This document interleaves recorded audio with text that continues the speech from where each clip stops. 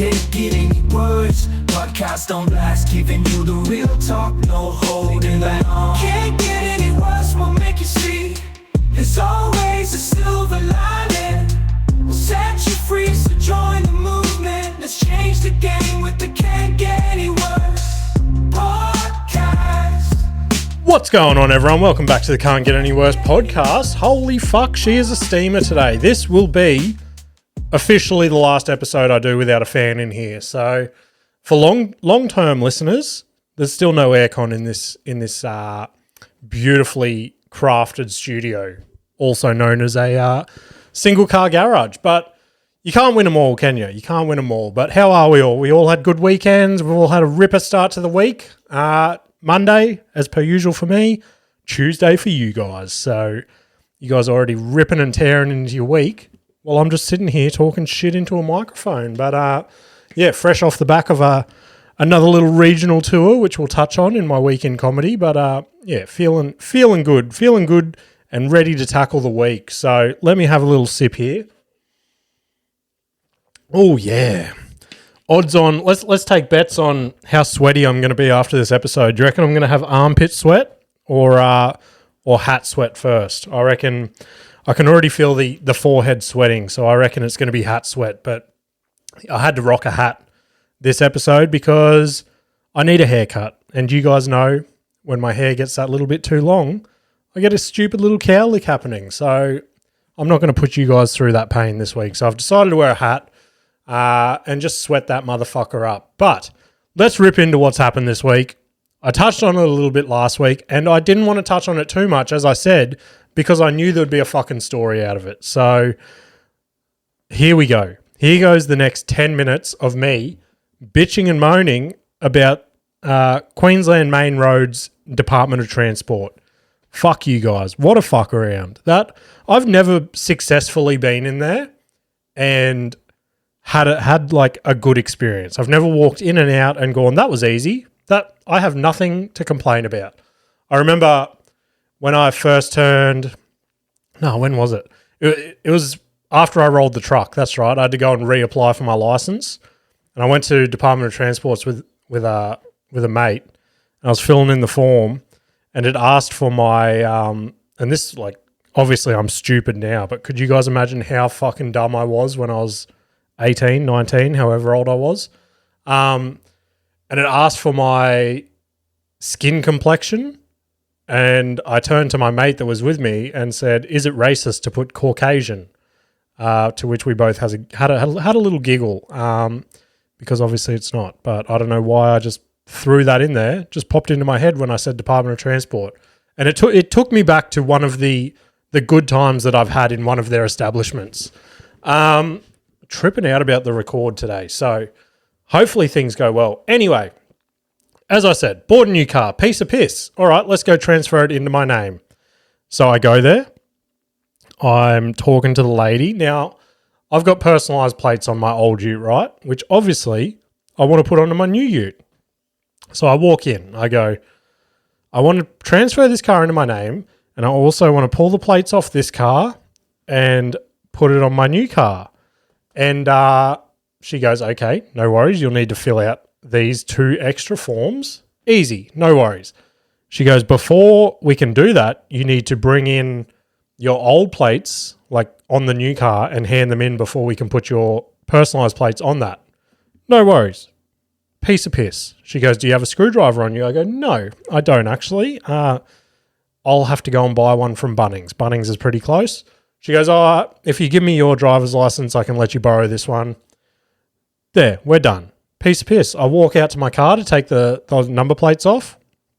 Now, old mate, like I said, I bought this off an elderly gentleman who did everything to the books.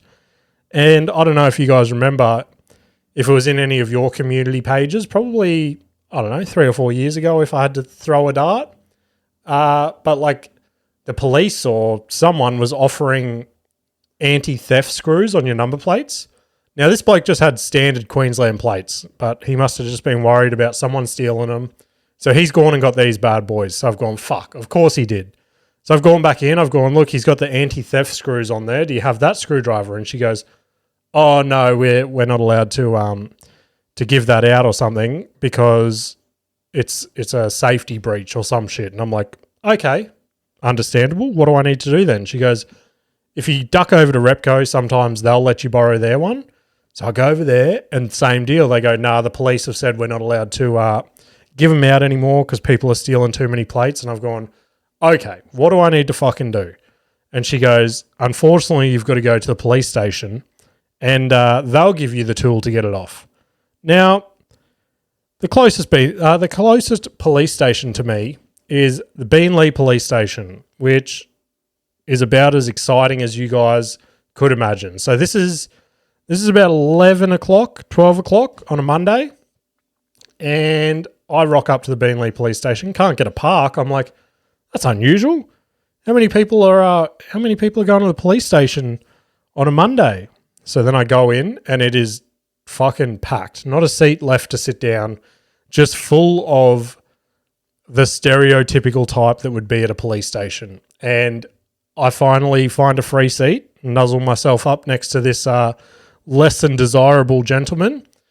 And I'm sitting there scared for my fucking life, may I add. And one after another, they're all just going to the counter and they're just like, yeah, I just need to check in after the weekend for my bail or my parole, whatever the fuck they had to do. And then they'd like get taken through the door and they're all like getting drug tested and shit to make sure that they didn't fuck up on the weekend. So yeah, that was fun. And then obviously I've been called up to the counter and I don't want my fellow colleagues now in this waiting room to think that I'm a little bitch. So I've like strutted up there and I've had to whisper to the lady, I'm like, look, all I need is the special tool to get anti-theft screws off a number plate.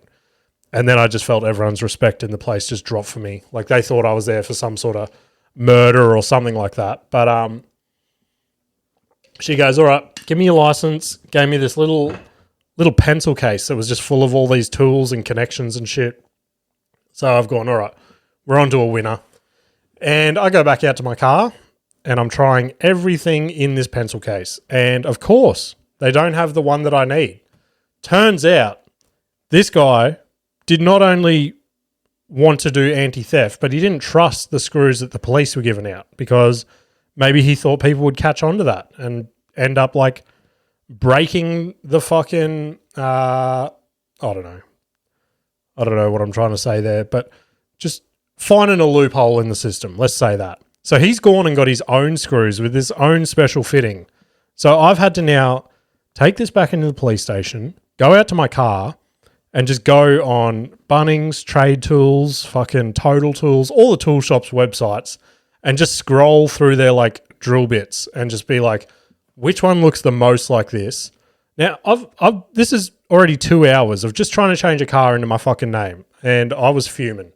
Finally see a pack at Bunnings. So I go to Bunnings and I'm looking and most of the like multi-drill bit packages come in, I don't know, packs of 20 or something, 20 different styles of tips that fit all different screws. Of course, the one tip that I need is in an official Kinchrome kit, which obviously, as we all know, Kinchrome is a high-end tool brand, I guess you could say. Now, to buy this kit for this one little tip was $64. And I'm like, you're fucking kidding me. So I've just had to fork out. I've kept the receipt and I opened the packaging very carefully because I did that heavily reliant on the stories that Adrian and Ash used to tell back on the day of the podcast where Ash would just walk in with a bucket of screws and just make some poor cunt sort it out just to get a refund. So I guarantee I'll take this back in perfectly unwrapped packaging, receipt, everything, and they'll be like, oh, unfortunately, you don't meet our return policies. And I'll just be down the drain, $64. But yeah, finally got the, oh no, that's what happened next. I'm in the car park of Bunnings. I'm pulling the old plates off, putting the new ones on. The front one, piece of piss. 2 screws, drops off, put the new ones on. This is easy. I'm going to be home soon. I'm going to have some lunch. I'm going to edit the podcast, put it out for you guys. Life is good. Life is great. Now, I do the back one. For whatever reason, this car has a reverse camera, but he somehow fit the reverse camera with the number plate, but not just by screws.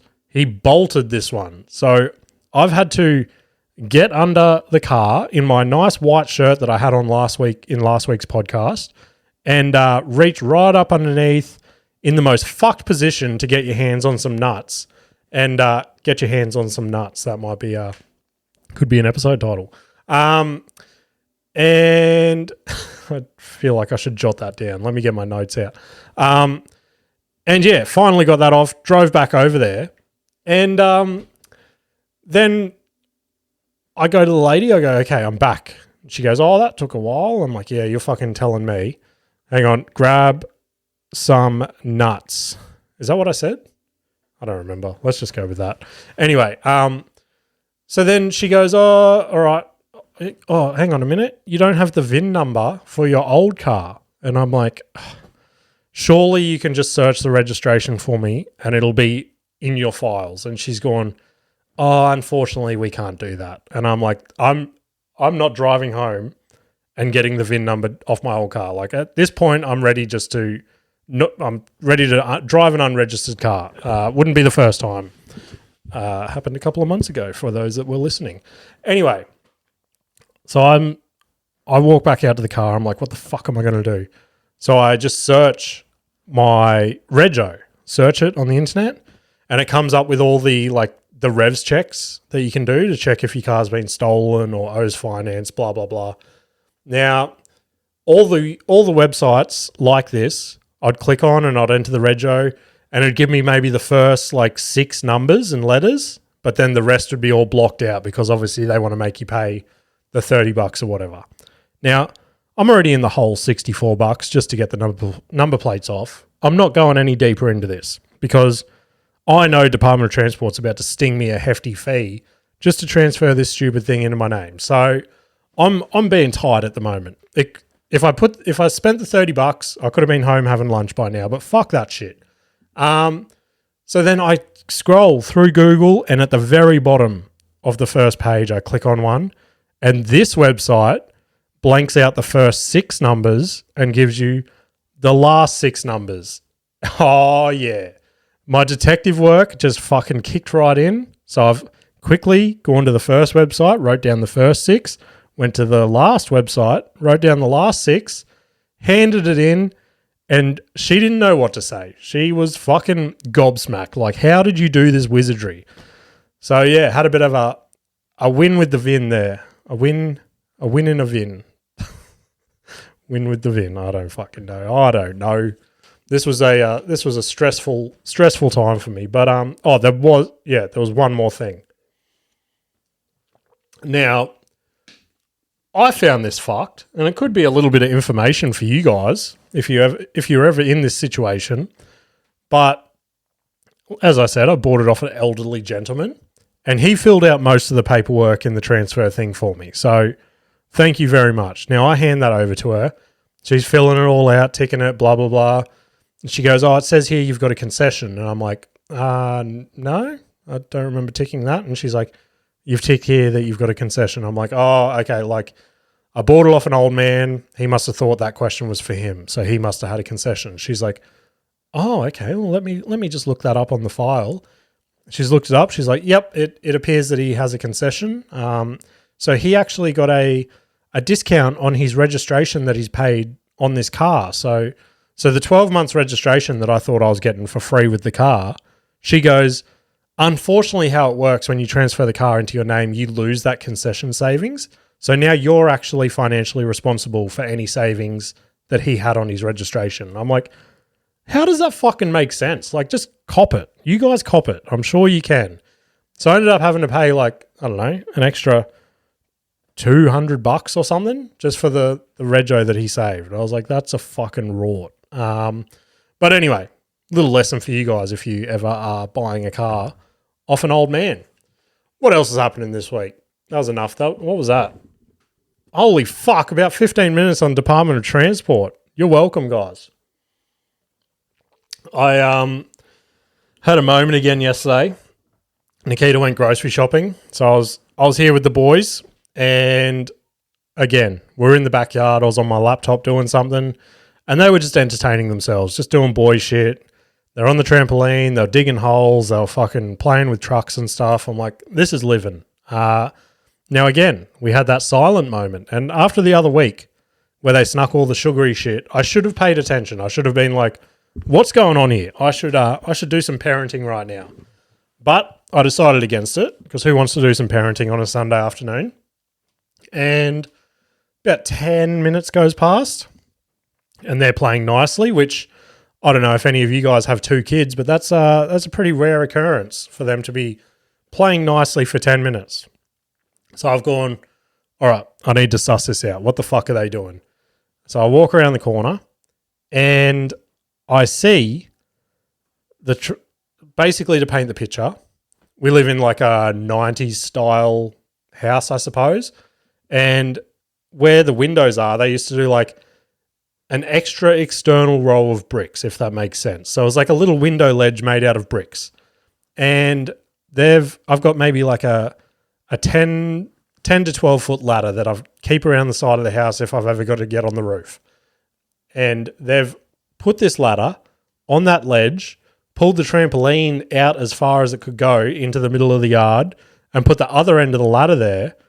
And they're just fucking got sleepers and just random bits of wood that I had laying around all along this ladder. And they're just sitting up there having a little picnic again. And I'm like, that's dangerous as fuck. Like I walked around the corner and I thought I was looking at like Vince McMahon's latest recruits for the NXT. I think that's his base level wrestling organization.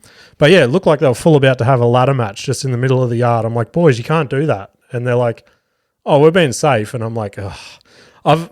That's one thing that I've started trying to do a bit more. Like I saw I don't know if it was on TikTok or Instagram or something, but just a reel the other day of like kids in my generation and earlier, just the amount of shit that would have to get ourselves in and then get ourselves out of just without like our parents' help and stuff like that. Like the amount of sketchy situations I found myself in and I just worked a way out of it just so no one would ever find out. But yeah, I saw actually again last night, I saw a TikTok of it just said 90s kids trying to work out where their friends were on a Saturday. And like there was no texting or anything. It just showed this kid riding around the neighborhood just looking for the house that all the push bikes were out the front of. I'm like, oh, that's fucking so relatable. But like I suppose I missed out on that a little bit because we had like MSN and shit. And we did have phones as well, but it was yeah, I don't know. I guess we just never text each other to say this is where we're going to be. We just worked it out. But anywho, so yeah, I've started trying to be a little bit looser with that shit. And we'll see how it goes. I'm obviously not going to let them walk to the shop or anything by themselves, but just where they're like testing the safety standard. Like last couple of weekends, prime example, Westy, we bought him a motorbike like, I don't know, probably easily over a year ago now. Could be even close to 2 years. I don't know. But he rode it a few times and he was just super cautious on it the whole time. And the last maybe 2 months, he's just been like, I want to ride the motorbike. And we're like, oh, yeah, whatever. Anyway, the last 2 or 3 weekends, I think, we've just been letting him ride around mum's backyard. And we've just been letting him like work it out himself a little bit. And now he's going fast on it. He's standing up. He's holding on with one hand.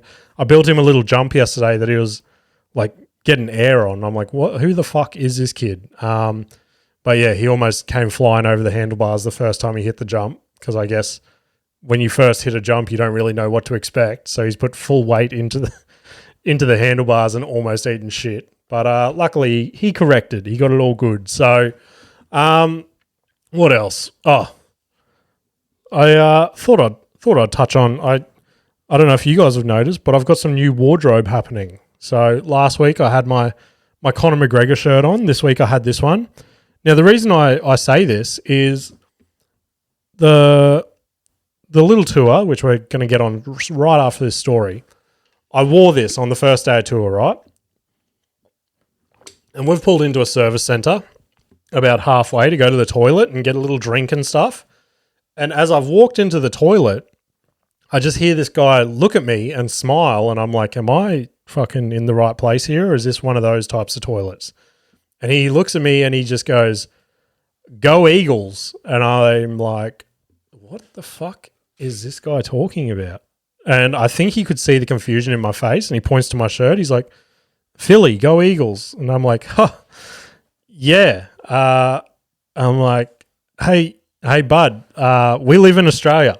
The Eagles are from Manly, Warringah, not fucking Philadelphia. You know what I mean? Like, I almost wanted to be like, "Hey, bud, the only reason I bought this shirt is because it was on special for $25, which you can't. That's pretty good for a shirt these days. I was pretty happy with that." But you know what I did say? I looked him in the eyes and I said, "Go Philly." And then I proceeded to go into the toilet. So I wish I had the confidence to tell him the truth, but yeah, just don't know what's wrong with me. You know what I mean? But anyway, let's rip into the tour. My little week in comedy. I'm going to have another little sip before we delve deep. Refreshing Logan tap water. Any water brands that want to jump on board, feel free. Shoot me a message. Sydney Water. I know you just sponsored Nedd Brockmann. If you want to get on the next Australian legend, could be right here. Anyway, first stop of the tour, Hervey Bay, Thursday night. So we left Thursday about lunchtime, and no hiccups with the drive this time, which was nice. But yeah, we were driving to the gig, and we thought we had to stay at Maryborough. I think that's how you pronounce it. But that's about half an hour away. So I was like, oh fuck, that's might be a little bit AIDS, like finishing up the gig at 10 o'clock or something, and then driving half an hour to Maryborough. But then because the reason being, the venue had accommodation in that town or something, and they were all booked out in Hervey Bay for that night. Now, I don't think I've ever been to Hervey Bay before, but this place is like, it's pretty sick. I don't know if you guys have been there, but just water as far as you can see, and just calm. It was pretty beautiful place if you want to get all homo about it. But we were about an hour out of town, and we get a call from the venue. They're like, "Oh, we've actually stuffed up, and the accommodation in Maryborough is fully booked out, but we've freed up 2 rooms in Hervey Bay for you guys." Now, these 2 rooms were right on the Esplanade, right on the water. Couldn't have got a fucking better position. If you're familiar with Hervey Bay, it was directly opposite the pier that goes right out in the water, which I'll touch on that in the end as well. But yeah, we finally get to these rooms, and Jesus, just some stunning rooms, you know what I mean? They've just been freshly renovated. The pillows, I don't think I've ever slept on a better pillow in my life. The mattresses were just, it was unreal. It was unbelievable accommodation. So appreciate that. We go check out the venue, and they basically had 3 function rooms, right? And they had, I think it was about 110 tickets sold. So they'd set up their big function room. But the way that they'd set it up, it was cool and everything, but it wasn't perfect for comedy. So the 4 of us on tour sort of made an executive decision to move it into the smaller function room, just so it was nice and tight and fucking intimate, if that makes sense, which is always good for comedy.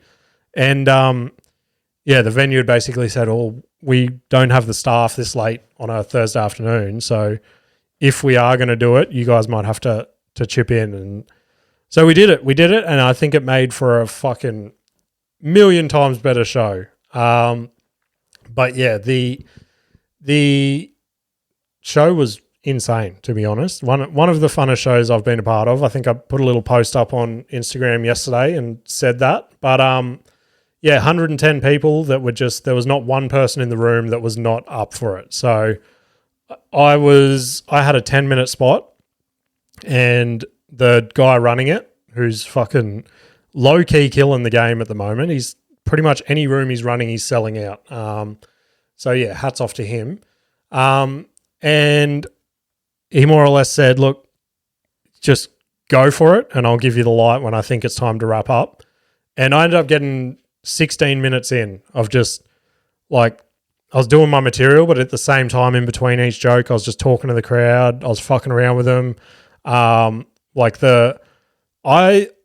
think to date, that's probably the show that I've had like the most applause breaks and laughter for. Like, there were points where I was just standing there starting to feel a little bit awkward as to how long this laughter and shit was going for, which is sick, don't get me wrong, but it was like when you're used to just like shooting them down the barrel quickly, bang, bang, bang, trying to get to the next one, and then now I'm standing there for 20 seconds at a time just going, all right, I don't think it was that funny, guys. I've said this 6 billion times before, but yeah, in the moment I sort of stopped myself and I went, this is fucking sick. Just soak it in while you can, because you're probably going to be bombing at an open mic again next week. So, oh, fuck, I just spilled a heap of water. But yeah, insane gig. I'm super keen to get back to Hervey Bay at some stage. But yeah, next morning I woke up, went on a little run, and I ended up getting like, I don't know, I think I was like 3Ks in of just running, and then I was like, fuck this, I'm just going to take a nice leisurely stroll around Hervey Bay and just soak it all in. So I went for, I think it was like 6Ks all up, and on the way back, like I said, there was a giant pier, and apparently at one stage it was the longest pier in Australia or something, but one of the storms wiped out the end of it. So I'm like, oh, I'll just walk out to the end of the pier. And I don't know if you guys have ever experienced this, but like piers into water are super deceptive as to how far they actually are out. Because I started walking out there and it felt like I was walking for hours. I was just walking. And I'm like, how fucking far is this? So I was like, all right, I'll put my watch on for the walk back and see how far back it was. And it was just shy of 1K, which that's an insane length to just walk out into the middle of the ocean. But yeah, obviously it was just riddled with fishermen and shit that just didn't want some weirdo walking there while they're trying to attract fish. But I was like, guys, I'm only in town for one day. So yeah, we ended up hanging out in Hervey Bay till about lunchtime. Then we shot off to the next glorious location. I wish I could say it was as beautiful as Hervey Bay, but look, it was good. It was better than I was expecting. So went to Gympie. That was the second night of the tour, the last stop. And just having one more sip. Yeah, we're checking into the place. Now, I don't like shitting on people if I can help it. But we check into this hotel that we're staying at. It's about, 5 minutes away from the venue that we'll be performing comedy in. And we're met with potentially one of the rudest ladies I've ever fucking met in my life. She seemed pissed off that we were coming to stay at her establishment. She was not happy for us to be there. And then on top of that, somehow there was like a boo-boo with the rooms or something. I don't know what exactly happened. But more or less there was a that's the worst word to fucking blank on. There was a woman on tour with us, and obviously she had to have her own room. Understandable. She doesn't want to fucking sleep in a room full of creepy comedians. So she's had her own room, which that meant the second room, it was just one giant room with 2 single beds. It meant the third one of us was going to have to sleep on the floor, and it was going to be squishy. And for those that know me, I enjoy my own company and my own space. So we're mid check-in, they're filling out all the forms, and I text Nikita and I'm like, I don't think I can do this. I think I'm going to fucking have to work out how to get my own room, blah, blah, blah. So I'm looking through the bank and stuff. And then I just said to Nikita, I'm like, I'll just suck it up for one night. And she's like, no, you have to get your own room. You'll be fucking miserable, blah, blah, blah. And I'm like, nah, it'll be fine. I'll suck it up. And then just as we finish filling out all the forms, I get a text message from my mum saying, just transferred some money for your own room. And I was like, oh, thank you. Lovely lady behind the counter. Can I ruin your day even more and make you fill out some more paperwork? So, yeah, shout out to mum for hooking me up with a room in Gympie. Gympie's a good spot. There's not a lot to do. Like, I was looking forward to putting in another run or a walk or something, but I was just looking out on the street and I don't know, I felt like I had to stay in the hotel room. But it did have a free pool table. I haven't played pool in probably 10 years or so. And it was good to, obviously I'm mega dog shit now, but I feel like it was something, if I wanted to get another hobby or get into something else, I feel like I could really get into that. Like I was, it was dog shit. But the dude I was versing, he's like, oh, you pretty good at pool? I'm like, haven't played for 10 years, but I won that day. I still won. Still got it in me. But yeah, we ended up going to the gig at the Gympie RSL, which, again, pretty fucking sick venue. They had a room specially set up for performances and stuff. So big raised stage, all like curved theatre style seating and stuff. And it was sick. And ended up, I was like, there's no way I'm going to beat last night's show. Like that was the pinnacle. If I have half of that, I'll be stoked. It'll be a successful tour. Now, I got up and I think I was like second or third or something.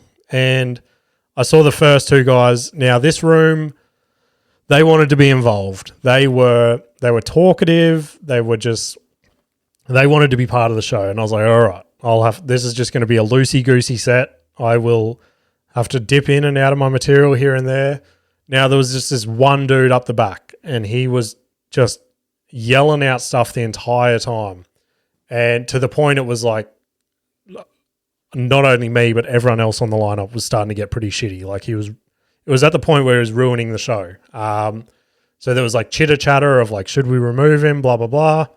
But because I was early in the show, I was like, I'm going to have to deal with him regardless. Like that call's not going to be made before the break.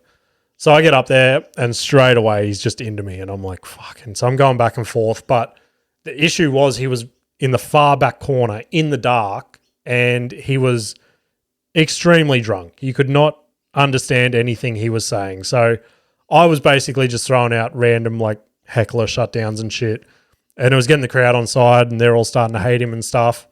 And like there was one point where I started to tell a story and it's one of my jokes where there's probably, 20 to 30 seconds of just building up the story before you start getting to the punches and stuff. So I got to that point right before the laughs was about to start happening. So I'd built this story up and then he just fucking yells something else out in the middle of silence. And I'm like, fuck, like I have to acknowledge it. I can't just keep going. So I go spend another 20 seconds just roasting him. Everyone's laughing again. Then I try to get back into my joke and I don't know where the fuck I'm at with it. And I'm like, even if I get to the punchline, it's not going to hit now because I've lost all momentum I've just built up.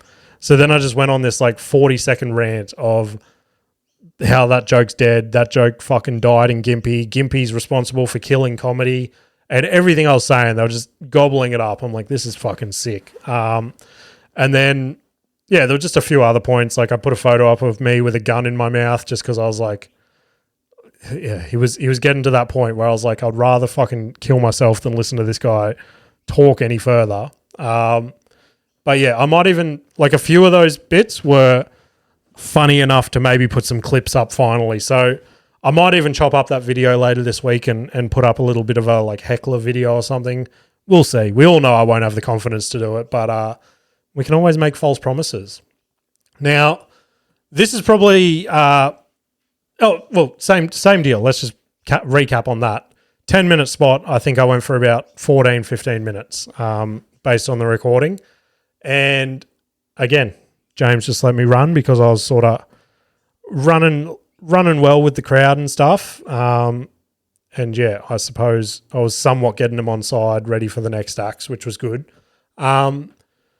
This was probably, I think to date, this is probably one of the craziest things that's ever happened to me while I've been doing comedy.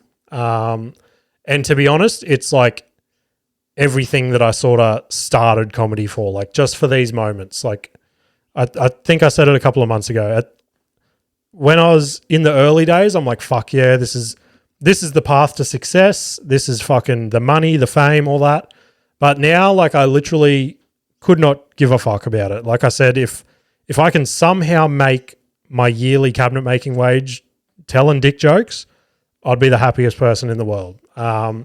So that's what I'm sort of thriving for. And like these moments, like this story, I don't know if it'll come across as good as it felt on the night. But I've been running this new bit. It's one of the new bits that I've been talking about the last couple of weeks where I was almost ready to brush it. Now, another big reason I was ready to brush it is it's basically a story from my life. I can't get too personal about it on here because some people listen, but the ending of the story more or less is about cancer, which we all know is not a funny fucking topic to joke about. But in this instance, in this joke, it's a joke. It has cracked the room every single time. It is such a heavy punchline that, like, I don't want to stop doing the joke just for that punchline. Like, every time I've done it, the crowd has pissed their pants. And I'm like, this is fucking crazy. Now, I did it 3 times before I even told Nikita I was doing the joke, right? Now, cancer is very sensitive to Nikita, and obviously millions of other people all over the world, right? Many people are, what's the word? Faced with, I don't know, like somehow had cancer in their life, right? Whether it's a loved one or whatever. Now, Nikita's mum died of breast cancer like 7 or 8 years ago. No, 6 years ago, because Westy was 1. So it's super sensitive to her, right? I told her the joke. I go, I don't want to tell you this because I know you're not going to like it. But she goes, just tell me. I told her. She goes, yeah, it's funny. She goes, but you just have to have the confidence that not every room is going to like it. And I understood that from the start. As soon as I came up with that punchline, I was like, this could go very, very wrong. So basically based on all that, let's go. I've done my set. I've done the cancer joke. It's crushed again. The crowd went crazy for it. And the breaks come around. Now I've gone to the bar. I'm getting a beer. And this old bloke comes up to me and just starts having a generic chat to me, like being one of the nicest blokes I've ever spoken to. He's like, how long you been doing comedy? You're really funny, fucking blah, blah, blah. But he's like, he was maybe in his 70s as well. I go, if you're on social media or Facebook or anything, that like give us a follow, and then next time I'm in town, you can come watch me again. Like, it was that sort of conversation. It was super fucking nice and shit. Anyway, we ended up having a chat for maybe 2 to 3 minutes, I guess, of just generic shit like that. Now, we're both having our beers together, having a bit of a laugh, and then his wife walks up and she goes, I'm going to try and get this out without getting emotional and crying. And I'm like, okay. And she goes, as much as he would hate me telling you this, and he's going to like be pissed off at me on the drive home, she goes, Steve actually just finished his like chemo and radiation treatment and stuff, and he's like just beat cancer. And I was like, oh, like, good work, congratulations, you're all good now. And then as soon as she said that, I was getting ready for like a slap in the face or something, you know what I mean? I was like, oh, she doesn't think this is funny. She's like, she's the one that's going to tell me to stop doing this joke. And she goes, oh, just want to thank you for having the balls to get up there, because the only thing that got him through his treatment was sitting in an armchair on our deck, and he would just put comedy CD on after comedy CD, and then when he would finish out on the deck, he'd come inside and he'd put Netflix on and just watch every comedy special from start to finish. So then I started asking him who his favourite comedians were and all that sort of shit.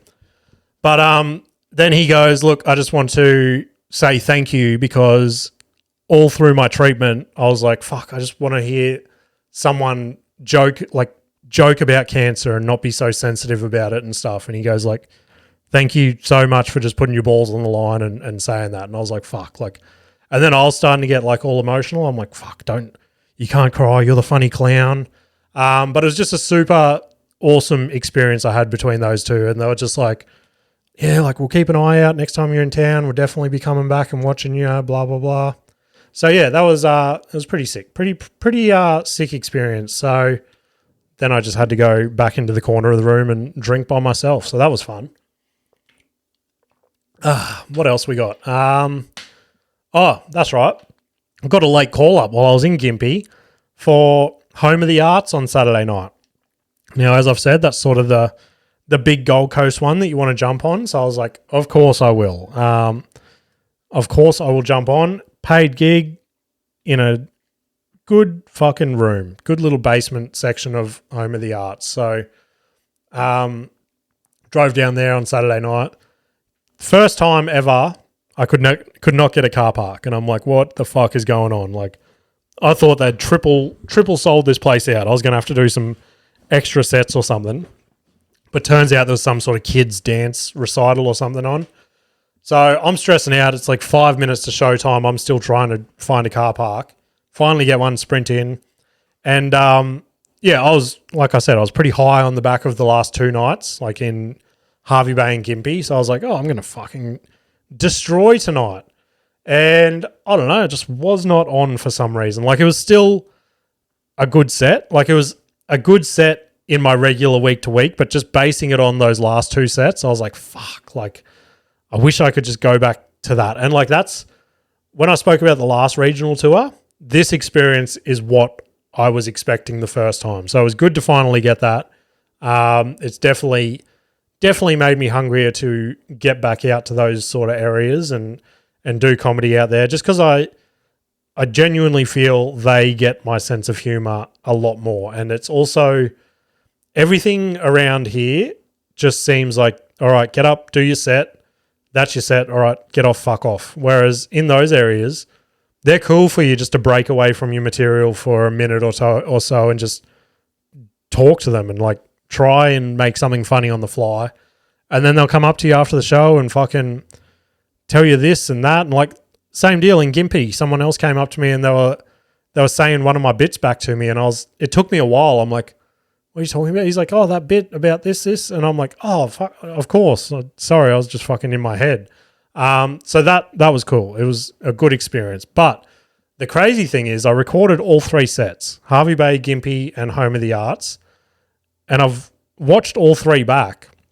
The best one on recording is Home of the Arts somehow, which blew my fucking mind. So I don't know how that one came out so good, whereas the other 2 were like, you couldn't really quite hear the laughter on the recording for some reason. I'm like, fuck my life. But is what it is, you know what I mean? What else has happened this week? Where's my mouse? Jesus. Still haven't built that little table in front of me, but we'll get there. We will fucking get there. Here's a crazy fucking story from this week. People are going to be like, hey, James, you're a loser for even talking about this. But I found it pretty big. So Liam Payne from One Direction died a couple of days ago, which when I saw the headline, I was like, nah, no fucking way. But yeah, anyone that doesn't know him, you will obviously know One Direction, which was probably the biggest boy band in the last, 20 years or so. Like they were the biggest boy band since the days of Backstreet Boys and NSYNC and all those sort of people. And they were basically just a super group that got put together by the X Factor. And yeah, they were more or less just like an industry machine. Like Simon Cowell saw potential in all of them and just went, oh yeah, this is going to make me fucking millions. And sure enough, it did. Then they all broke up and had semi-successful solo careers. A couple of them are doing better than the others. But yeah, this Liam Payne basically fell off his balcony from the 3rd level. From what I've seen, obviously it's still early days. Everyone's going around in conspiracy theories and blah, blah, blah. But apparently, from what I've seen, because he basically went on a drug-infused tirade through the reception of the hotel, all that sort of shit. His girlfriend left 3 days earlier or something, so everyone's like, oh, they had a big fight, they're breaking up, blah, blah, blah. And then obviously a couple of hours later, falls to his death or whatever. So a lot of people were like, oh, he must have jumped, he must have wanted to do it. But from what I've heard, it does look like he just fell because there was no bracing for impact or anything like that.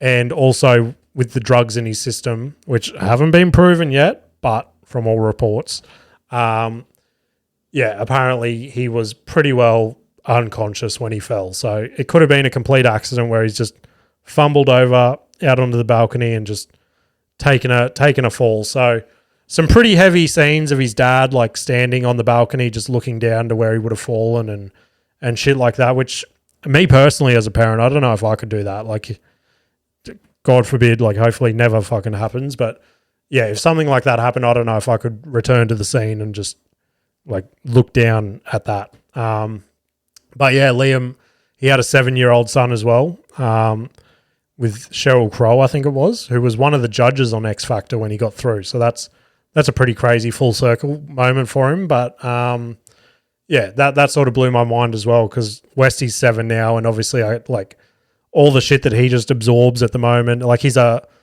don't know how to say it, but he's basically like a coherent human now. Like you can have a full conversation with him, whereas like younger kids, I don't know. Again, I've never been through it. Can only throw assumptions, but it'd be heavy days for that poor kid as well, just to hear that his dad had died in the way that he did. But I know fucking most of the comedians are just joking around about it and stuff. And again, full credit to them.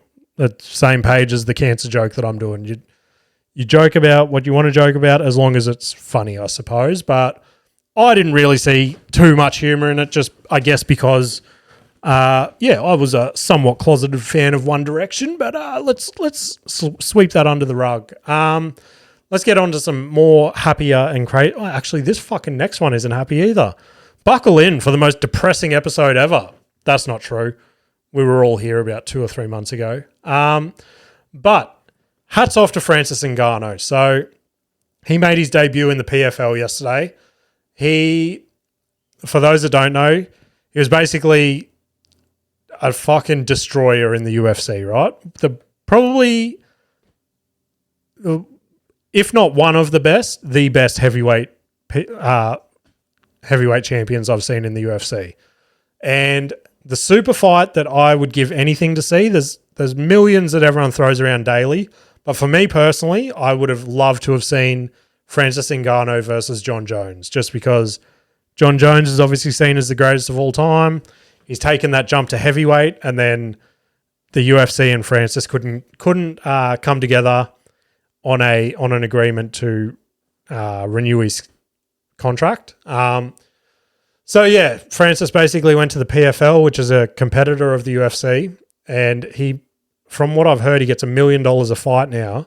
And in his contract, he's made a clause that his opponent gets paid whatever he does, which that's what he couldn't come to an agreement with the UFC about. He's huge on fighter pay and all that sort of stuff. So I've got a little video of he got a first round knockout, just another fucking, you'd hate to be on the other end of this. Let me drag it across. So this is his first round knockout. Insane shit. Ngannou's positioned himself, knees on the outside, feet on the inside, and he is unleashing thunder from... Oh, he's out! He's out! He's in big trouble! And he's down! And he is done! The king has returned! What a fucking animal. Like, just, you can hear the impact of those shots. If you haven't heard his story on Rogan before, go listen to that episode. He tried to escape Africa 5 times or something, just across the water, across deserts, all that sort of shit. They just kept catching him and taking him back. And he finally got out, and now he's seen as potentially one of the best heavyweights of all time. But if you type in Francis Ngannou knockout compilations on YouTube, scariest shit you'll ever seen. If you watch the knockout, the uppercut knockout on Overeem, it's one of the most beautiful things you've ever seen. But this is his post-fight thing, his post-fight interview. Oh, fuck. Hang on. I'll drag it across. I skipped a little bit there. Now, we'll play the video. It pretty much describes it all in the video, so I won't go too deep into it, but let's go. How does this moment feel to you right now? I don't know. I can't just think about anything. than my son Kobe, I only take this fight because of him. I wanted to fight for him. But I hope they can remember his name, because without Kobe, we wouldn't be here tonight. I wouldn't have fight. But thank you everyone for coming. So yeah, a bit of an emotional one for the end there. But for those that don't know, his 15-month-old son died earlier this year, I think it was. So yeah, again, heavy scenes for him, and the way that he worded all that, more or less, like, sounds like he's had enough. Like, he just put that one last fight in for his son, and he's made the name for himself. He's made the money. What else has he got to prove? So if that's his last fight, I don't think he could have done it any better than a first-round knockout, and a vicious one like that. But yeah, let's move on. Oh, this will be the last time I ever touch on this. Not ever, because he's a fucking beast. But Nedd Brockmann finally finished his run on Wednesday last week, I think it was. Or it might have been Tuesday. So yeah, he missed the record, but fuck me. Still a ballistic thing that he achieved. Just running 1,600 kilometers, or 1,609 kilometers, I think it was. But his body is just wrecked. Like, he put a video up yesterday of his feet on day 3 of the run.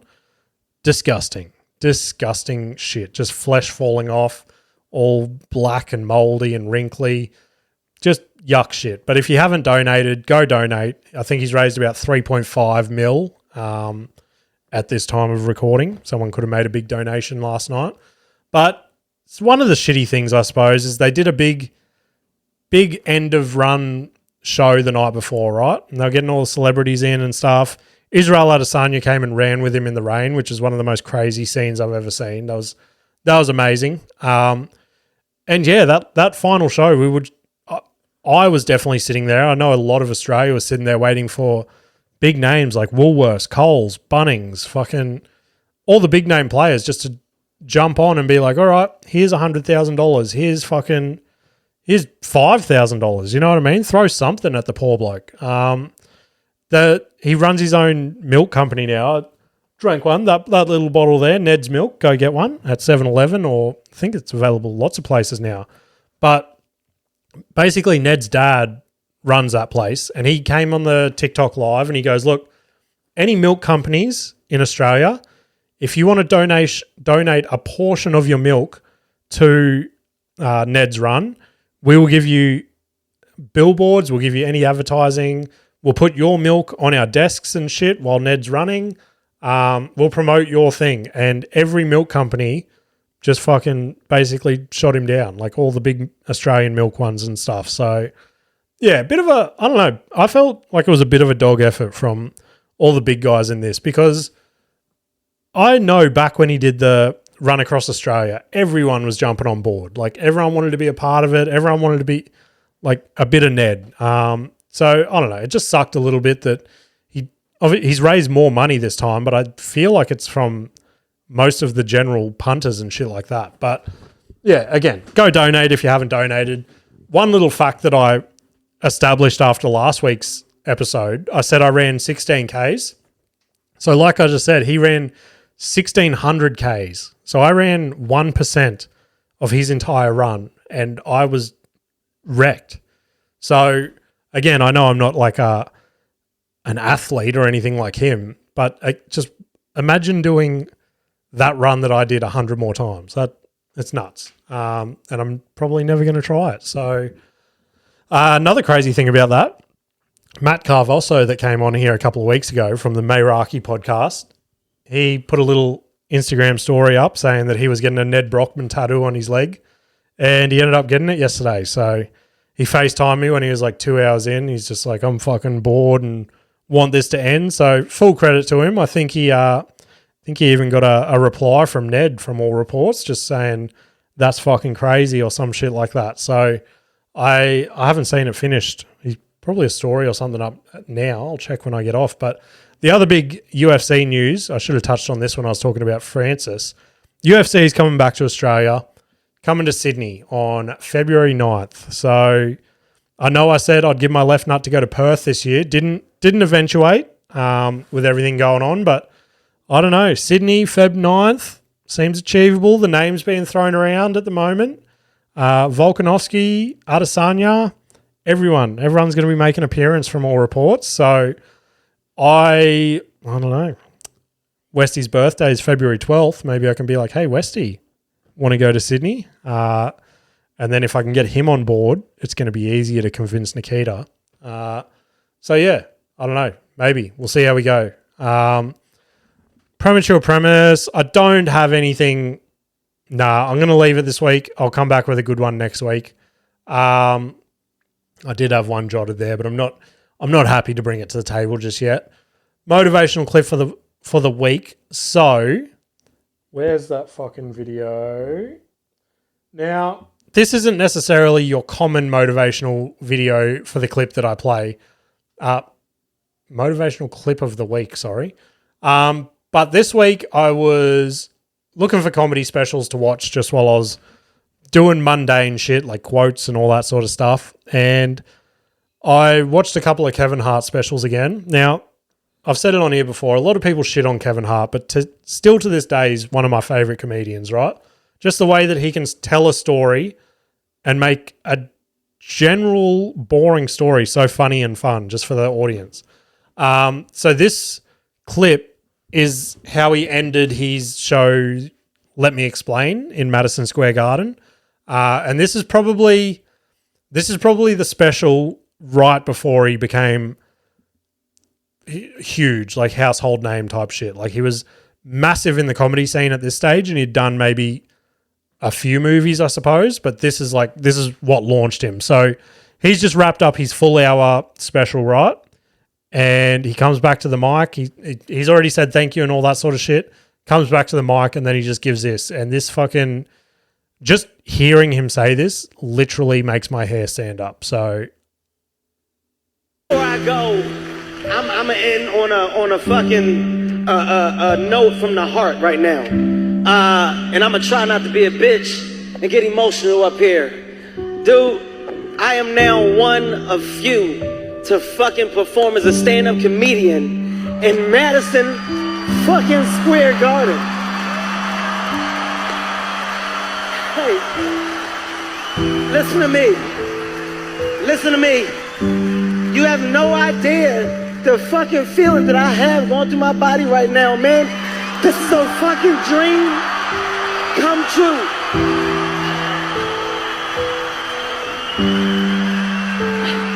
Hey, this is a fucking dream come true, man.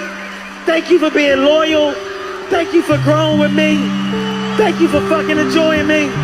My name is Kev Hart. I love y'all. But yeah, that was fucking insane scenes. And just to hopefully one day get some sort of feeling like that, it's nuts. But yeah, who knows? Maybe Madison Square Garden might be a little bit too big, but shoot for the stars, you know what I mean? Gigs for this week, got a couple. So Wednesday 23rd, I will be at Currumbin Valley Tap Room. It's a fun one. I've only done that one once before, so come along to that if you're down there. Thursday 24th, I'll be emceeing a Prey Surf again. That's a fun room to fuck around in. I'll probably have another couple of new bits working out down there, and then just some generic fucking around with the crowd. Friday the 25th, back at Matic Brewing, another fun one. Then Sunday the 27th, I've been a little bit slack with promoting this one, but yeah, from all reports, tickets are moving. So jump on it. Sunday 27th, Distillery Road Market. Come along, have a play. I'm also emceeing that one again this month, and the lineup is fucking killer. We've got Shane Hunter headlining, who's one of the best in the game, and yeah, he'll fucking keep you guys entertained. Also, huge things coming in December at Distillery Road, finalising a few things there. But yeah, can't break that just yet, but stay tuned. If you can't come to any of those shows, send submissions through via DM on Instagram at CantGetAnyWorsePodcast, or send them via email at CantGetAnyWorsePod@gmail.com. He's fucking nailed it this week, unlike last week. If I don't talk to you before next week's show, I will see you later. Can't get any worse, will make you see. There's always a silver lining.